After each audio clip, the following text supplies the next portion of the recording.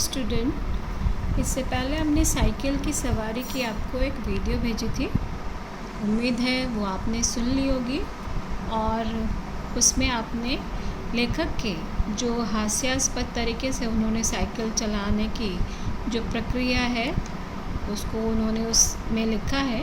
उन्होंने कैसे अपनी तैयारी की, कैसे पुराने कपड़े को उनकी मरम्मत करवाई, कैसे वो साइकिल पर सवार हुए और एक उन्होंने अपने उस्ताद जी को मतलब ढूंढा कि कोई साइकिल सिखाएगा। 10 दिन में 20 रुपये में वो साइकिल सिखाया। लेकिन उन्होंने ख्याल से सोचा, उन्होंने कल्पना की कि इसके बाद जब वो निपुण हो जाएंगे तो वो भी एक अपना विद्यालय खोलेंगे और उनकी भी आमदनी होगी। तो ये सारी चीज़ उन्होंने कैसे एक के बाद एक जो उन्होंने योजना बनाई थी, प्लानिंग किया था कि साइकिल की सवारी करने से कैसे करेंगे। लेकिन वो साइकिल पर चढ़ना तो सीख गए, लेकिन साइकिल से उतरना नहीं सीख पाए थे ना। जैसे कोई सामने कोई आ जाता तो उनको और उनकी बात को सुन सकें, तो वो इसमें इतना निपुण नहीं हुए थे। तो यहाँ पर उन्होंने अपनी विफलता को एक मनोरंजक तरीके से प्रस्तुत किया है।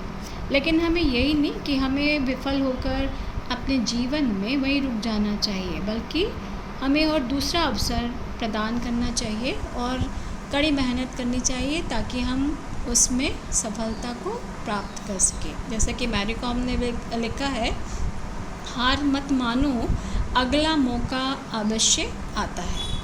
ठीक है, तो ये आपके लिए एक मॉरल वैल्यू है कि आपको निराश होकर ही नहीं बैठना, बल्कि अपनी सफलता के लिए आपको प्रयास करना है।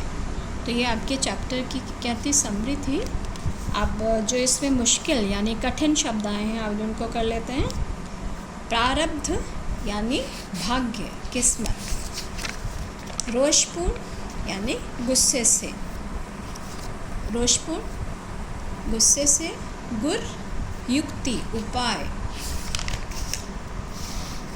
बेल मढ़े चढ़ना यानी सफलता को प्राप्त करना। उधेड़बुन कहेंगे उलझन में यानी निराशा, मुश्किल में।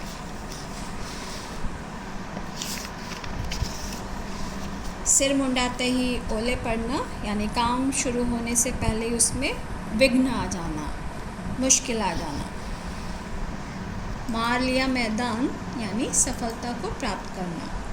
फूले न समाना, बहुत खुश होना। ये सब आपके स्टूडेंट मुहावरे हैं। ठीक है।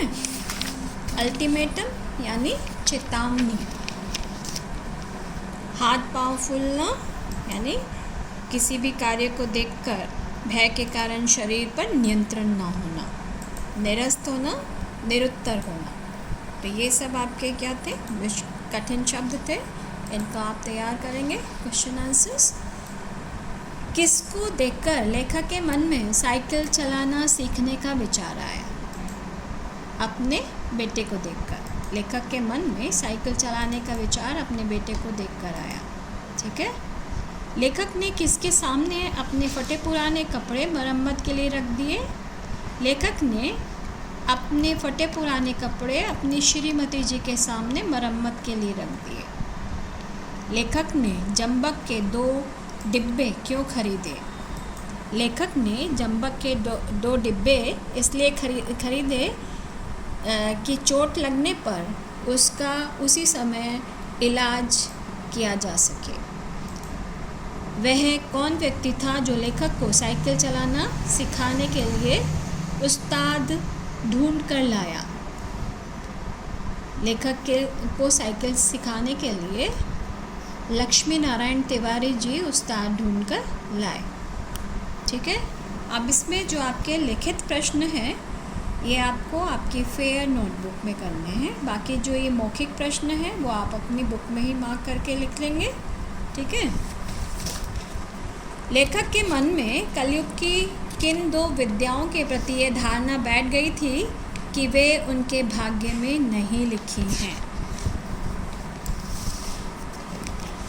उत्तर है, लेखक के मन में यह धारणा बैठ गई थी कि कलयुग की 2 विद्याएं, एक साइकिल की सवारी और दूसरा हारमोनियम बजाना, उनके भाग्य में नहीं लिखा है।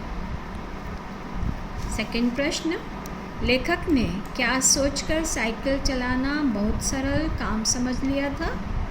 लेखक ने साइकिल चलाना बहुत सरल काम है इसलिए सोच लिया था कि साइकिल पर कूदकर चढ़ गए और ताबड़तोड़ पाँव मारने लगे और जब देखा कि कोई राह में खड़ा है तब टन टन करके घंटी बजा दी। यानी ये सब ऐसे सरल काम समझा लेखक ने। लेखक ने फटे पुराने कपड़ों की मरम्मत को उचित ठहराने के लिए अपनी पत्नी के सामने क्या तर्क रखा?